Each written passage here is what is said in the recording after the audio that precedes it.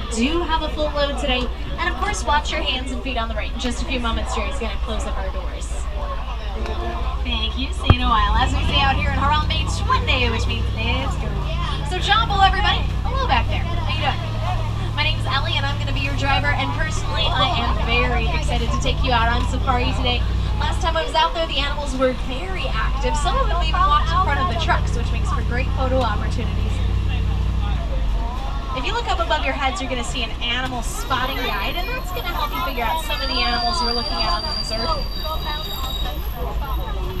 I kind of doubt we'll see all of them due to migratory patterns, but usually we have pretty good luck. So this is the Little Ituri Forest. Animals in this area use camouflage to protect themselves. In many cases, that's going to be their best and only defense. Oh my goodness, already over to the right though. Large brown animal, black and white stripes along its legs. That is an okapi. Looks a little bit like a zebra in those stripes, but that is the closest known relative of the giraffe. The okapi and the giraffe have a skull structure that is basically the same. And okapis are so shy that they weren't even discovered by the Western world until 1901. So we're still learning a whole lot about the okapi. We found out recently that they have scent glands on the bottoms of their feet, and that's how they find mates. Takes all types of guess. So watering holes like this one are usually very good places to see some of the rarer species. I'm hoping to find a black rhinoceros somewhere around here, but of course I cannot make promises. Animals do what they want to, after all. Oh my goodness, I do see one just up ahead. Up along the rock wall. It's actually blending in very well. And if it wasn't moving around, I don't know if I would have seen it. Start getting those cameras out and ready. I will be making a very quick stop in just a few moments. Behind the trees, behind the rocks, there is a black rhinoceros. Also over to the right, a yellow-billed stork. A saddle-billed stork. Behind the rocks, and Carrie, see him eating hay. Oh, look at that face. So black rhinos are one of my favorite animals. They weigh about 3,000 pounds, run 35 miles an hour, and have very thick skin. All those qualities make them indestructible, except of course to poachers.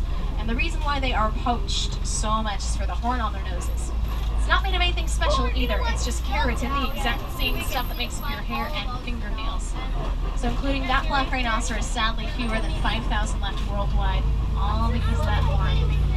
Now very close to us on the left are a few orange antelope. These are called bongos.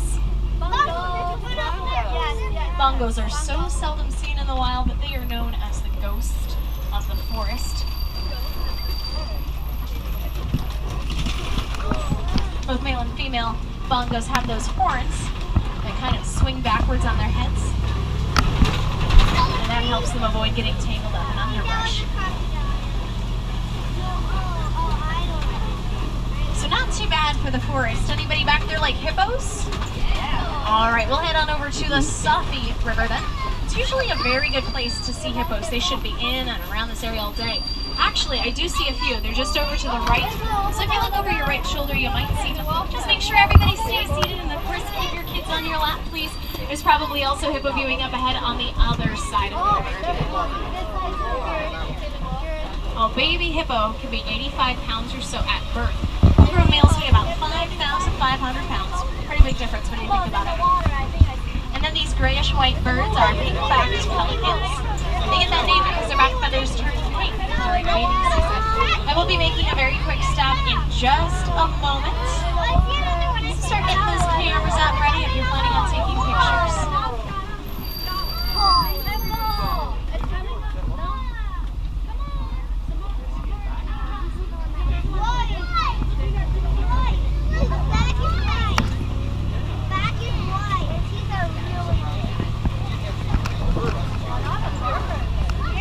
Hippos can hold their breath for so long underwater, they sometimes even sleep underwater. They just float on up to the surface when they need a quick breath. Whoa, check this out. You are welcome to scoot over if you need to. I'm just going to drive very slowly across this bridge.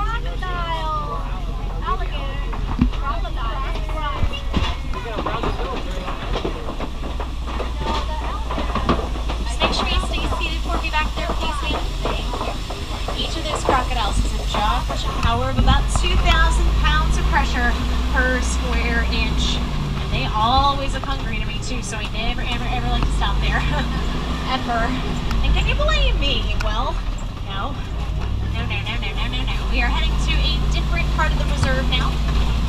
Serengeti grassland system. This area stretches for hundreds of miles and acts as a sort of superhighway for migrating animals.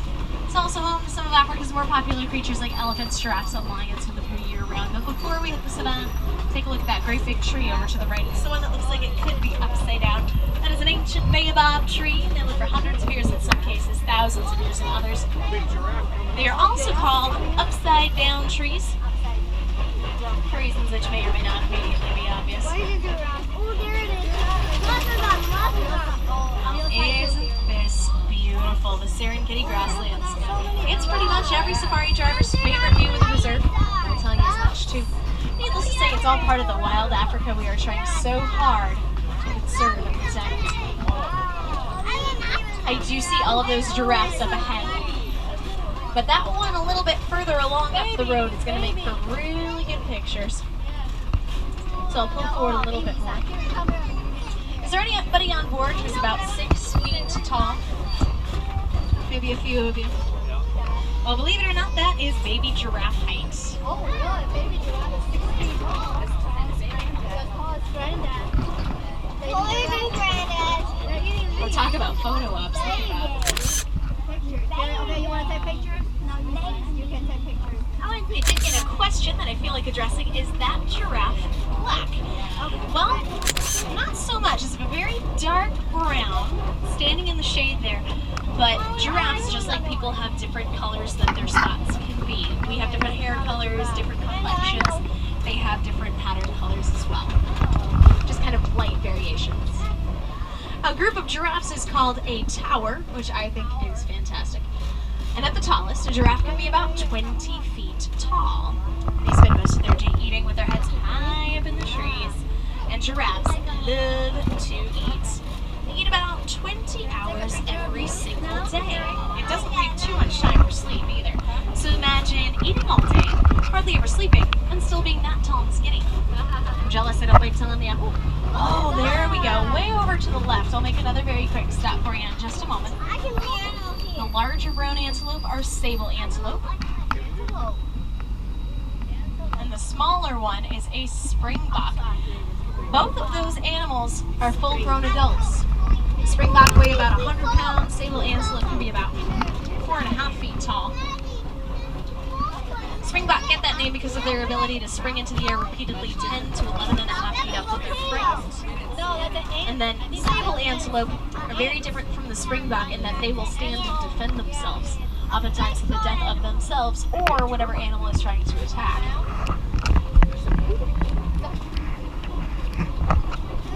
As we drive along, I'm sure you're also noticing all of the reddish-brownish cones. They kind of look like dirt. These are termite mounds. Elephants and giraffes will use them as scratching posts. When they're worn down to a certain level, antelope use them as lookout posts to avoid the predators hiding in the tall grasses all around us.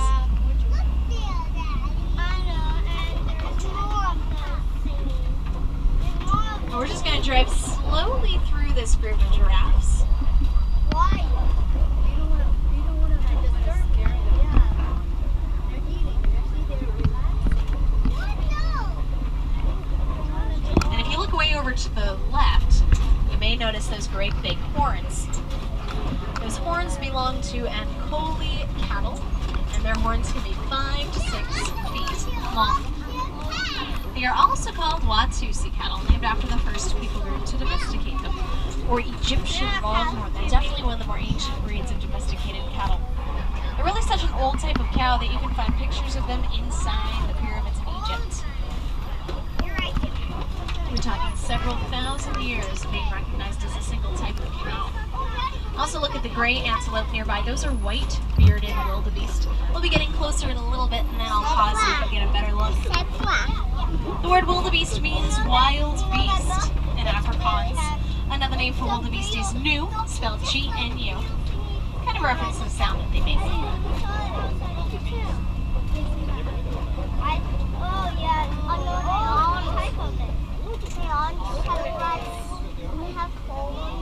I'm going to pull forward just a little bit where you can see the animal massive further out.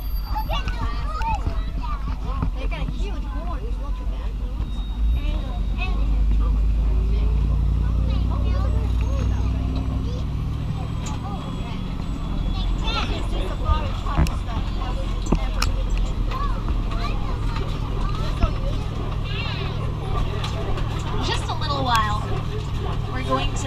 over to elephant country, but we will be heading in by way of Monkey Point. It's a little bit more scenic. Might see some more animals out this way too. We're not going to see monkeys. Now while we're in Monkey Point, keep your eyes peeled for mandrills. Mandrills are the largest, most colorful monkeys in the world. Full-grown males weigh about 100 pounds, females weigh about 30 pounds each, and that really makes them look like babies in comparison.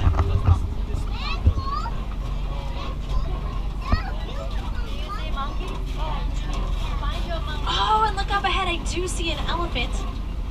I wasn't expecting to see one this early on. We're very much on the outskirts of elephant country. So chances are this is a bull elephant, a male. They tend to live alone or in smaller bachelor groups. Oh, there we go, and some mandrills just over to the left. Mandrills are the largest, most colorful monkeys in the world. Full-grown males, like I said, weigh about 100 pounds. It looks like you can see one out there. But I'm pretty sure we can get a better view of that elephant if we just go around this corner. Both male and female African elephants will have ivory tusks. It's part of what makes them such a popular target for poachers. Another issue elephants face every day is sharing space with people. This can be dangerous for people and elephants alike. Well, road closed. Probably does have something to do with that elephant, actually. Well, from here, the quickest way into elephant country is to cross Tembo Bridge. Tembo is Swahili for elephant, and we call it Tembo Bridge because if you drive across it just right, it sounds a little bit like an elephant. Not the trumpeting sound, of course. Elephants do make a variety of vocalizations. Just make sure you keep your camera inside the truck, please. All the way. Thank you. Much obliged. But did you hear a little bit of that kind of whining sound? Elephants do make several vocalizations, some of which we can't even hear with our ears. Turns out elephants are talking to each other all the time. It's just usually a bunch of low rumbling sounds that we can't hear with our ears. Researchers have learned that some of those sounds actually mean things. For instance, there's one call that elephants make that warns other elephants that there are bees in the area. Just like we aren't all that fond of bees, elephants don't like them that much either. We'll avoid them in many cases. Here we go. We'll get closer, I promise. So what conservation groups have started doing is putting beehive fences around farmers' crops. If the elephants get too close, the bees start to buzz. They'll let out their warning call. And then elephants in the area know to move away and find a more natural food source, keeping them far away from any people who might harm them. You know, right about here I can usually pick up a local radio station. Just a little light music. There we go. Sit back and enjoy. I'll make a couple quick stops through here.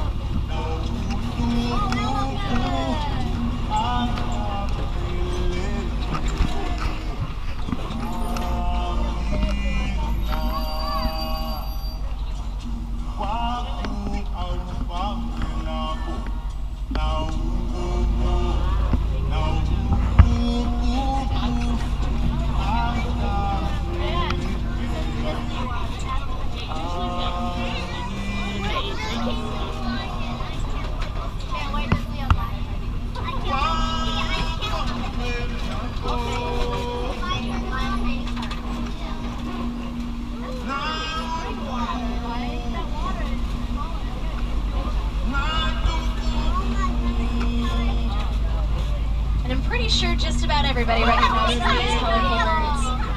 Flamingos, very good. They are greater flamingos, the largest, at least pink, of all flamingo species. They hatch gray, believe it or not. They don't get the full pink color you see here until about a year and a half after they hatch. Like all flamingos, they get that coloration from their food, and that can be anything from algae to teeny tiny shrimp creatures.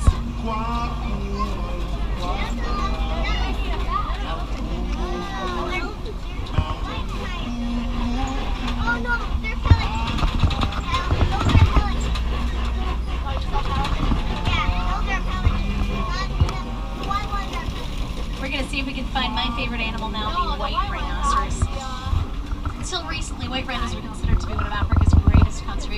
rhino stories. Up there we go. Chances are this will actually be a little bit of a better view. Rhino. Oh, unfortunately, poachers have become relentless, and unless things change, white rhinos will go extinct forever. Looks like a mother and a baby pair over that way. Now, white rhinos are a lot bigger than the black rhino we saw earlier, about 4,000, 5,000 pounds or so. And a group of rhinos is called a crash, which I think is the best fun fact ever. You may also notice that my friends, the white rhinos, are not all that white. They get that name from the mispronunciation of an Afrikaans word, bite, meaning wide, as reference to the shape of their mouth. They have a much wider mouth than the black rhino.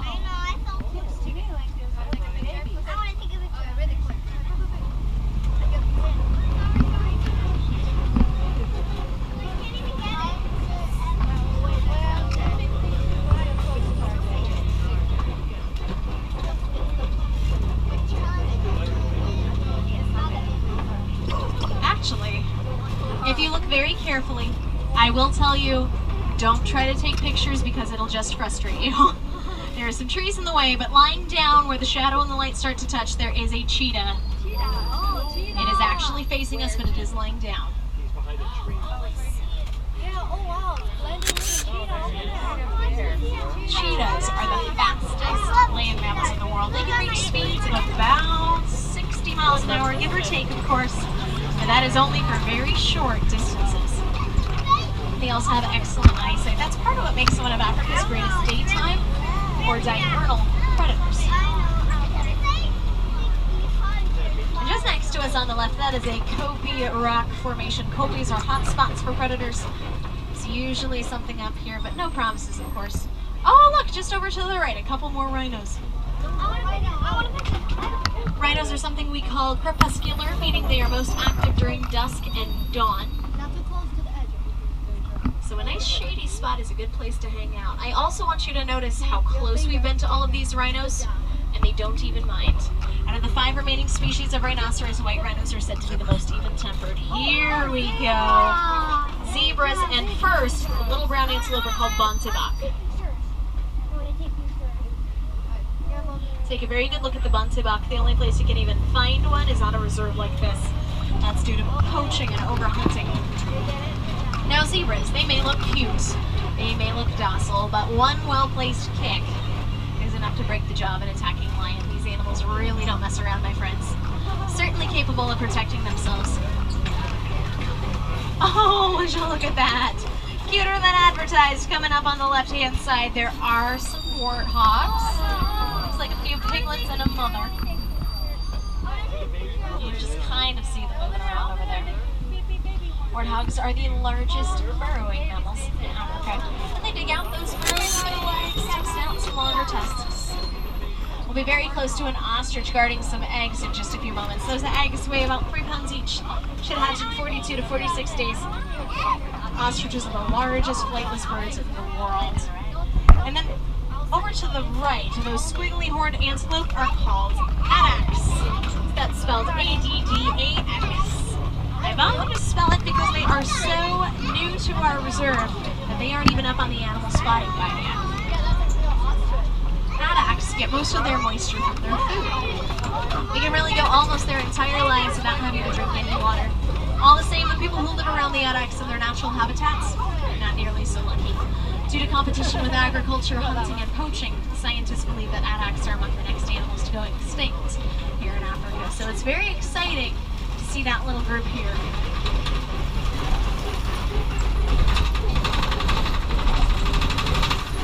Now, one of the many wonderful things that reserves here in Africa do is providing extra space for animals to migrate through.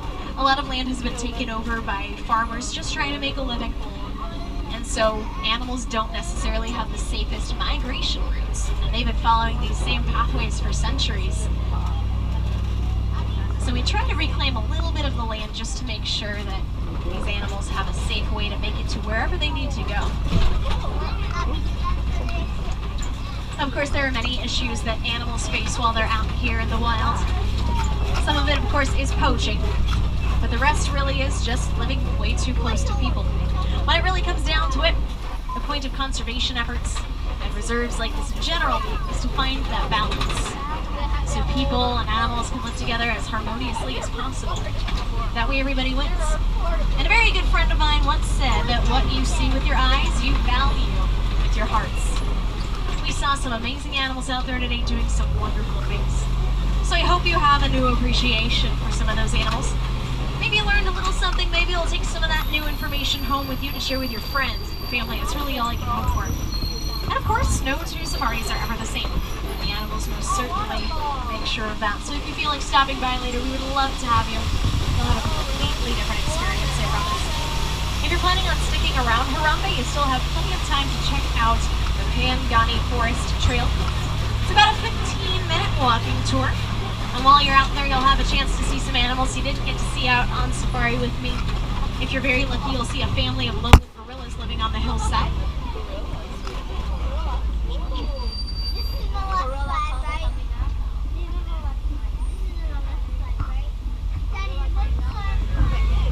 Recently also there were some baby meerkats born that way, so you might be able to see them as well.